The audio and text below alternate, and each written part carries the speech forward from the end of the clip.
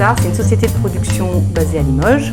Concrètement, qu'est-ce que ça veut dire faire ce métier-là en Limousin? Faire ce métier-là en Limousin, on peut faire ce métier-là un peu partout finalement, sauf qu'on est plus proche de nos artistes en étant en Limousin.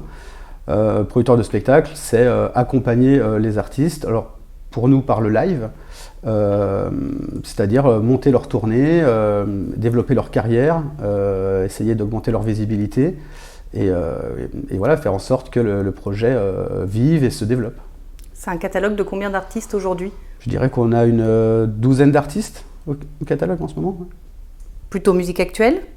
Très musique actuelle. Particulièrement dans les musiques d'expression francophone, c'est un peu notre spécialité. Voilà, on aime bien le texte, donc tous nos artistes chantent en français. Concrètement, qu'est-ce que ça veut dire développer la carrière d'un artiste? Développer la carrière d'un artiste, en fait ça dépend de l'artiste, hein. Souvent on est à son écoute. Tous les projets sont un petit peu différents, donc pour certains ça va être de faire des concerts. Pour d'autres, ça peut être de se développer suffisamment pour rentrer dans l'industrie musicale, donc trouver des partenaires, des labels, attachés de presse, etc. Mais de manière générale, j'ai envie de dire que c'est de faire en sorte que le projet vive, que l'artiste arrive à vivre de sa musique. Et voilà. Donc, quel type de compétences il faut avoir dans une équipe comme celle de Limousin? Je dirais pas mal de compétences, parce qu'on est un peu en mode 360.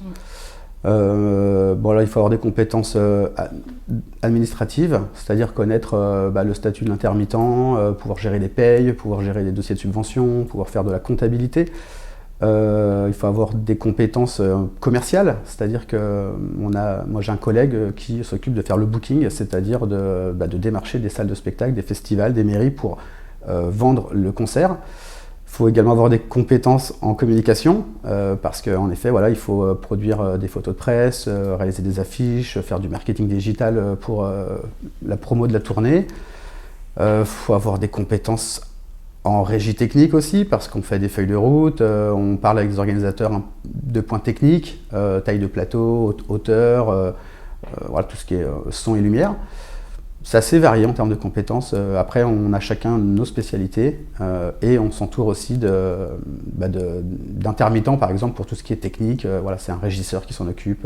Pour la communication, c'est notre chargé de communication, etc.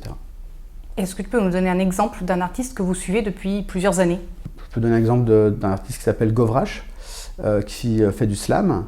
Et voilà, il partait d'un répertoire jazz manouche et il voulait se lancer dans le slam, donc notre esthétique. Et là, on a dû refaire la communication, changer l'image de l'artiste, repartir un petit peu à zéro sur son projet alors qu'il avait un nom un peu connu. Et puis ça s'est super bien passé. Maintenant, il fait des plus grandes salles, il y a beaucoup de concerts, il sort cet album qui marche. Voilà. Donc la tournée, on peut dire que c'était un exemple de développement réussi. Comment on se rémunère quand on est producteur d'artistes? On se rémunère en prenant des commissions sur nos ventes de spectacles. Voilà. C'est-à-dire que dans la partie live, producteur de spectacle, notre cœur de travail, c'est de trouver des dates de concert à nos artistes et on se rémunère sur les concerts qu'on trouve. Donc pas de concert, pas de rémunération, et puis beaucoup de concerts, beaucoup de rémunération. Voilà. Après, nous on ne touche pas à ce qui est droit d'auteur, on ne fait pas de label, etc. Donc notre seule rémunération, c'est sur la tournée des artistes.